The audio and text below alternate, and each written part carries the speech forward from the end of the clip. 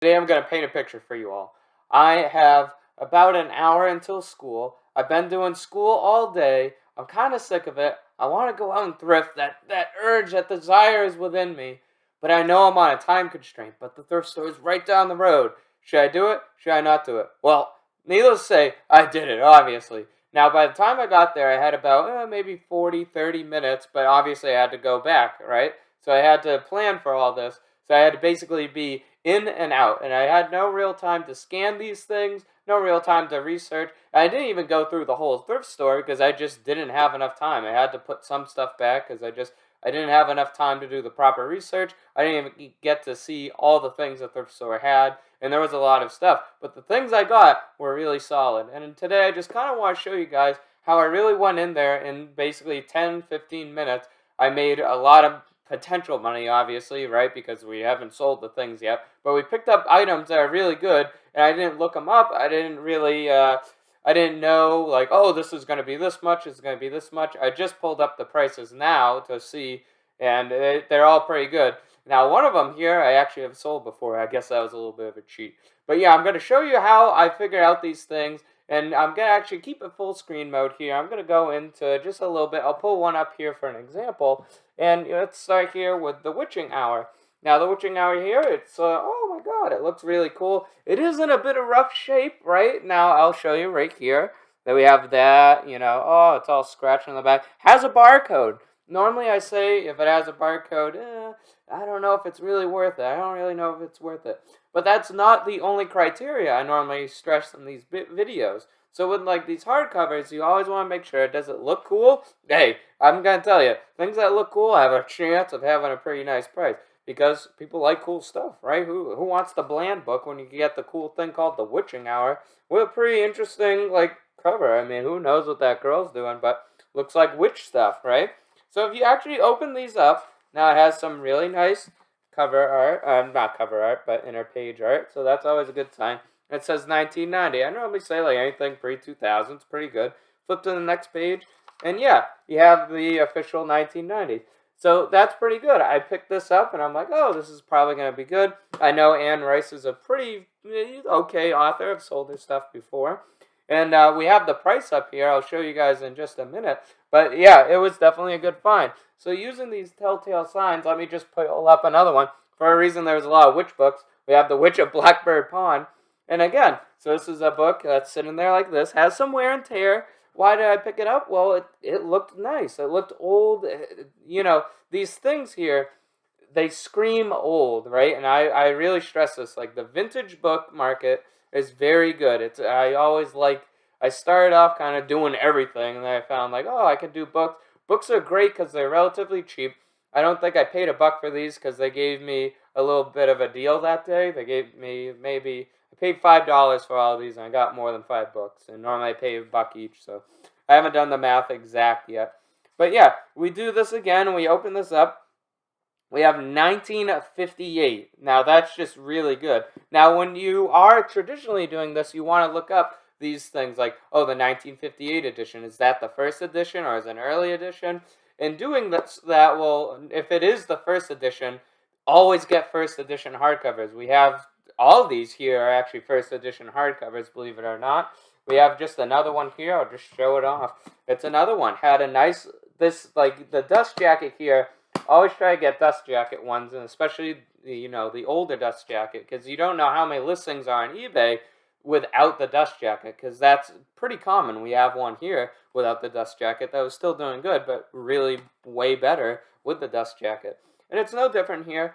Again, we look in the back. There's no scannable. That's normally a good sign. If you don't see a scannable, definitely check it out. And if it looks old like this, especially if the dust jacket's in pretty good condition. The top here, it's a little scuffed, right? It's a little scuffed, but it's not horrible. And also the pages look pretty nice. They look pretty good. So once again, we flip it open. We do have some writing here, so we're going to have to show that off, right? Now, that shouldn't really affect the price much. It never has for me. I mean, I normally don't price competitively. I normally kind of undercut. That's my strategy. Just try to get things gone, right? But, you do what you want to do. There's things like that. Each little blemish is obviously going to, if you have best offer, people will shoot you an offer because of these things. And here we are, 1937. Now, It might not be the first edition. It is, but it's old, right? 1937. That's old. Almost 100 years now. No, obviously not. Like 80 or so. But it's stuff like that. Always keeping an eye out for that. We have a bit of a unique one here. Old Mr. Boston. Now, I have sold one of these in the past, and they sell pretty good. They're pretty consistent. Again, no scannable. Now, one of these things, why did I pick it up? Well, I found it in the past, but why did I pick it up in the past? I thought the cover looked good. It was clearly in the past when I picked it up, scanning it, and oh wow, a lot of these have sold for pretty good. It's not a lot, but it's pretty decent, like your 10, 15.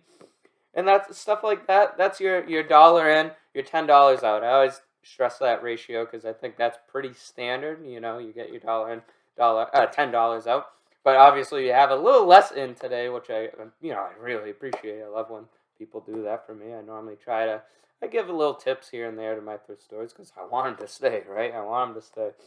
But yeah, so sometimes like weird like collection type books or things that not this is in a series obviously, but it's a long running tradition, I guess, traditional book. These things they're kind of collectible, right?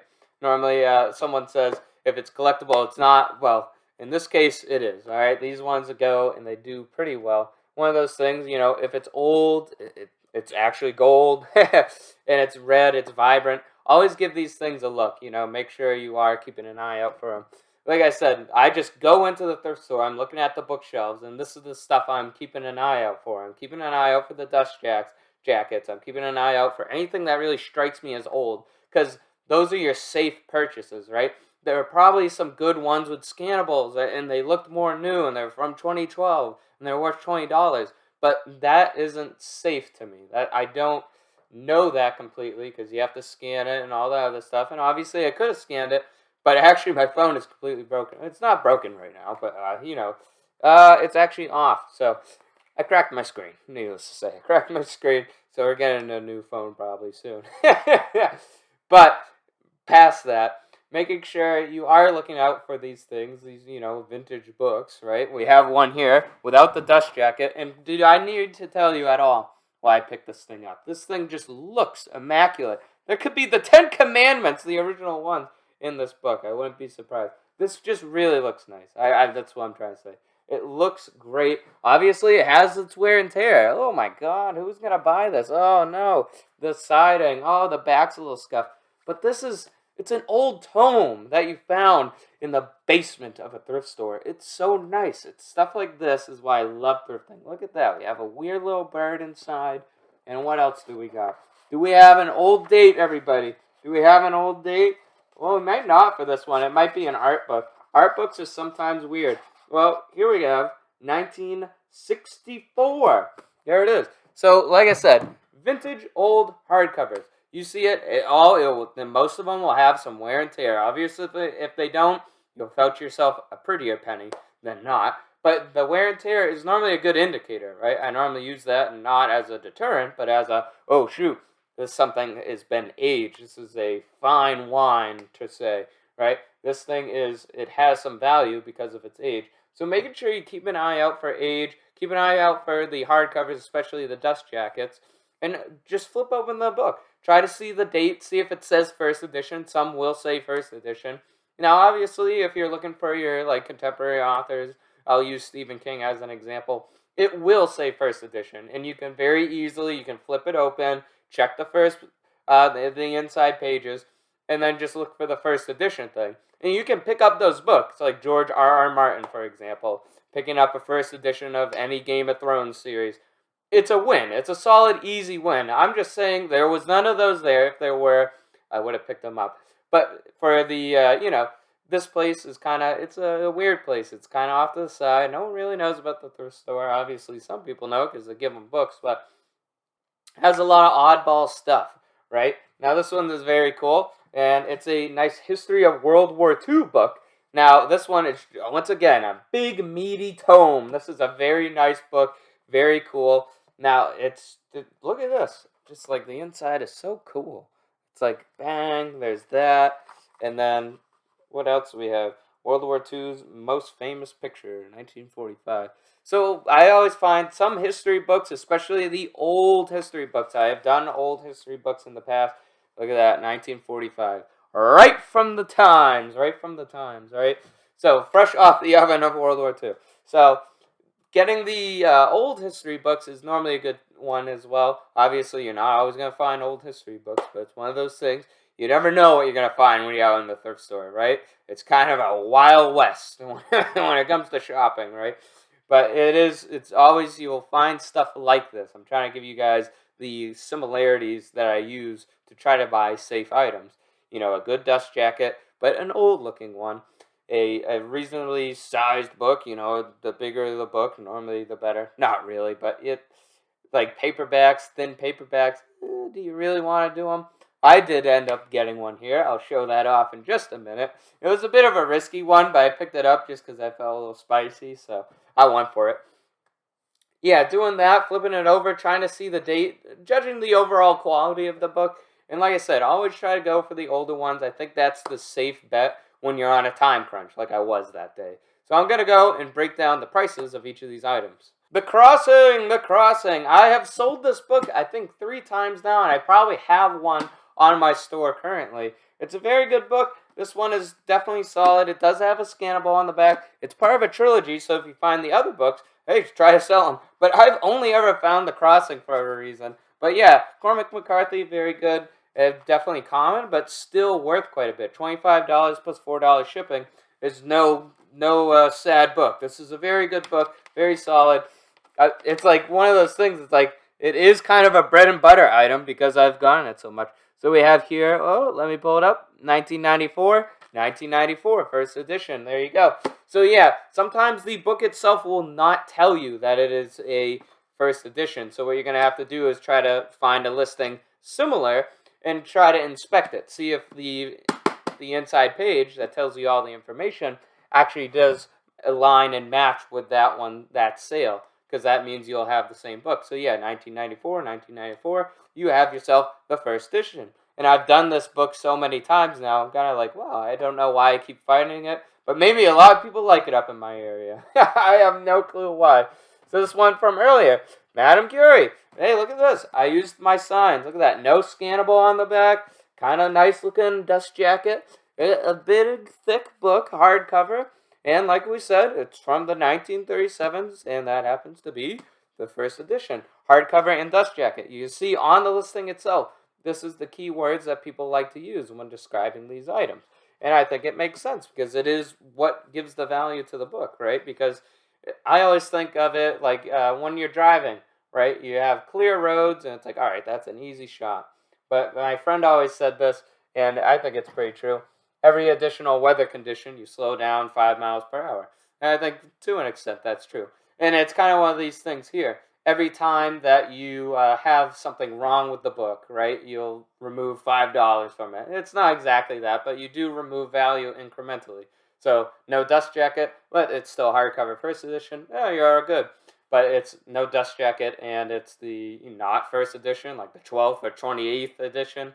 Yeah, you're a little less, Paperback, paperbacks are generally worse than the hardcovers, which is why I stress hardcovers, because the paperbacks are cheaper. I normally get paperbacks for 25, 50 cents, but normally they're only going for sometimes like $5 plus shipping and, 10 more standard, right? So it still is the dollar in to $10 out, but I feel like more consistently it's on the $5 to $8 range than the 10. Every so often a paperback pops off and you get like $20 from it. I sold a paperback once for $60 because it was just a rare paperback. So it's not a golden bullet, but it is a general rule. Which is what I'm trying to get across here. It's just general things to go in and have a mindset for, right? When you're going into a thrift store, when you're on the hunt, right?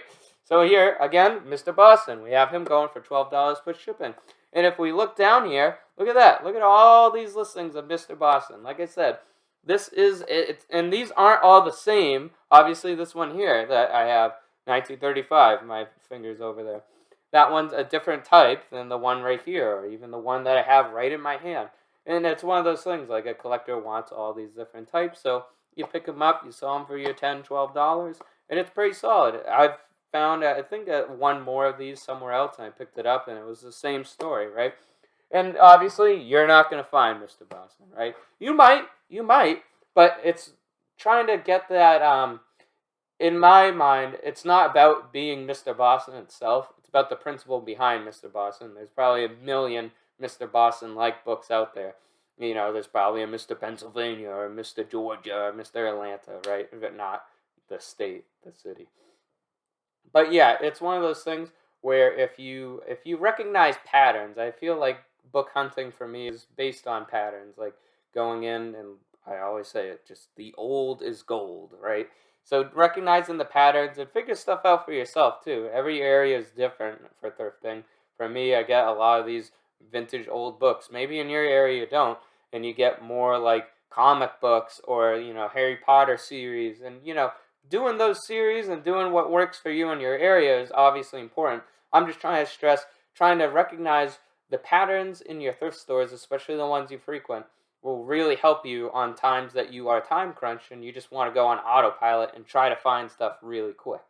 Now here we have the witching hour that I showed off earlier. Whoa! It was $50? Yes, it was. It's pretty good. Now we have some down here that are not $50, but I don't think they are the same. We have one down here that says $100 and one that says $40. So it's the other ones here that are going for like $7. I went on the sold listings. That really wasn't capitulating. I don't know, but that wasn't matching up. So this seemed to be, it was going anywhere from like the $40 to $50. So I showed off the $50 ones. Obviously, what did I just say? Every time you have something wrong with your book, it goes down a little bit. So I'm probably going to sell this for like $30 or $40 because it does have some intense wear and tear. But it is still the Witching Hour Anne Rice 1990 first edition hardcover with the dust jacket, right? It still is that book. It just has some noticeable wear and tear.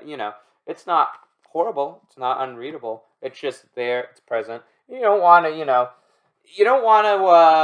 my mom always says this, and I think it's one of the best things. You're in the selling business, not the storage business, right? You want to get things gone. That's my philosophy around how I run my store. Yours might be different. That's completely fine. Fetching the top dollar for your item, I do it sometimes when I have really pristine items. It's just those, it's a little subpar. Someone might notice that when you're pricing it competitively, and they will choose someone else that's selling it but in a better condition. So trying to entice people with a bit of a lower price, not that much. I'm sacrificing maybe $10 here, $10, $15 to try to get it out quicker, right? Because it'll probably sit there for a while. If people, like this guy's hardcover, I don't know if you can see it that well. We'll pull it up here, right? Listing has ended. eBay's awesome. So from me, I can see it. I have these youngin' eyes. It's very good condition. It has no tears on the side that I can see from that little image. So that's why it sold for $50. Mine will sell for a little less in my mind and how I'm going to price it, simply because it is kind of busted. It's a little wear and tear, as I always say in my descriptions. The Witch of Blackbird Bond. I don't know why we found so many witching books, but we did. This one, $13 plus $3 shipping. $1 in, $10 out. Obviously a little more in this case. This one, again, has some wear and tear, but I feel like this one here has some pretty wear and tear, and the condition is acceptable on the listing. So yeah, we're getting for $13 plus $3 shipping. This is pretty good. This is one of those ones, it just is what it is. You find a good old book. It looks old. It has, the old pages. I don't know if you guys can see that, but it has the old pages, and you'll know what I mean when you see them. They kind of look, I don't know, a little blocky. It's a bit strange. I don't know why that happens exactly, but probably something to do with age. Anyways, we have the history of World War II, which I thought would have been a bigger hit, but it's not, and that's all right. It's your $1 in, your $10 out. Now we have one here. It has around $5 shipping on it. I think that's pretty fair. This is a meaty book, and like I said, I didn't have time to scan all these. I didn't have time to look them up. I went wild. I went with my gut instinct. And what was the worst thing that happened to me? I got a $10 item, and I put less than $1 in. I think that's perfectly fine and fair to me, all right? The Big Sur Coast. This one was weird. It immediately stood out to me. What is a Big Sur Coast? I have no clue. And it's a big book. I've done these art books in the past. If you've watched my videos for a while, you know I've had great luck with art books, and it's not just luck, it's just how it is, all right? Art books are very good. I just sold a lot of 2 art books last week for $80. So getting your art books like these, you can definitely tell it's going to be an art book normally when it's not that many pages, pretty flat and pretty large. And obviously, if you open it up and it has art in it, it's an art book. Now this one here, because it has no dust jacket, you can see that their listing even says dust jacket not included. It's going for $20 plus $8 shipping. I think that is very good. That is very good. Less than $1 in, $20 plus $8 shipping out. You can't complain about that. That is a very solid find. And like I said, just gut instinct. Just looking, oh, this looks old. It looks unique. Your unique items that stand out. Big Sur Coast. This isn't, Harry Potter. This isn't the Divergent series. This isn't your household thing. This is a very unique book. This is not one of a kind, but it's your oddball. And trying to find those oddball things will always do you well. Normally, when you're doing like the mainstream, mainline books, if you lot them all together, like you get a complete set, and maybe some of the weird ones, like I know George R.R. Martin has some prequels, so if you sell those individually, they'll go good, but if you get them in a lot, they'll improve your Game of Thrones lot, right? But individually, Game of Thrones, it's like, unless you get the hardcover first edition, like I said at the beginning of the video, they're kind of, your paperbacks, if you lot them together, again, it's good. But individually, who cares?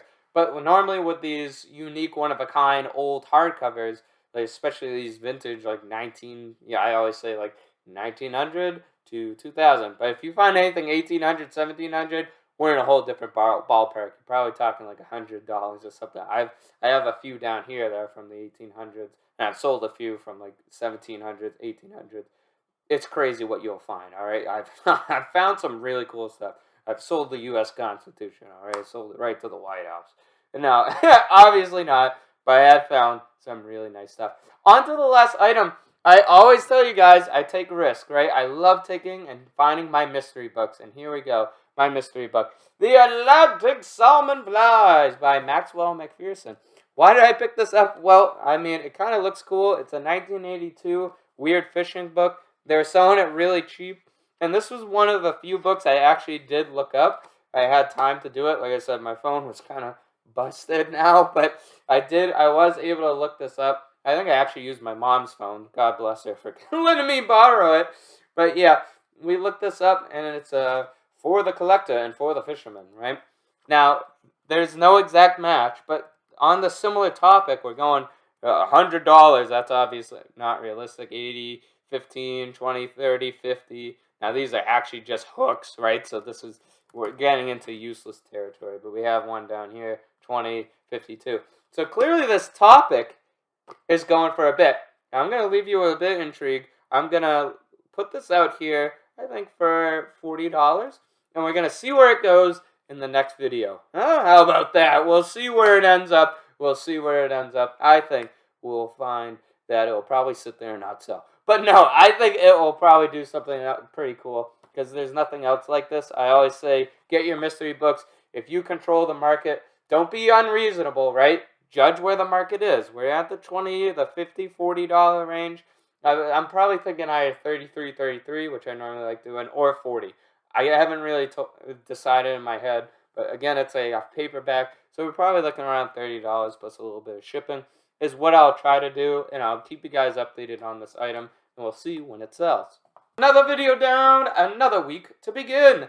I'm glad you all were here to join me today. Apologies for not making a video last Friday. I've had midterms all last week, and I got to, after this video, start studying again for them, because this past 2 weeks have been crazy for school, and unfortunately, obviously, my eBay business kind of gets a little pushed aside, because that's why we love eBay. It's ours to control. We can do what we want with it when we want to do it, right? And having these things sell, well, I'm not doing anything, right? My store is still functional. It's not like I can't ship anything. Shipping isn't that hard.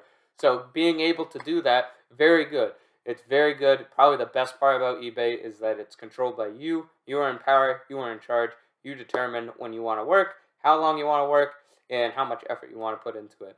Now, obviously, I'm not putting much effort into it right now, but once the school break comes up next week, please God, make it, I will go back full throttle. We'll have a whole week off. I can go and thrift. I can go and list. I can do stuff pretty consistently. But right now, I got to focus on school. Dial it back, do school. Unfortunately, that meant the YouTube channel had to get a little sit aside. But I want to make at least one video this week. We'll see if I make a video Friday. But at the very least, you will see me next Monday. Hope you all have had an amazing weekend. I hope this week begins and goes through amazingly for you, all right? I might not be there for you Friday. I will try to be. I'm not writing it off, right? But I just want to give you guys a little insight to my life, I guess.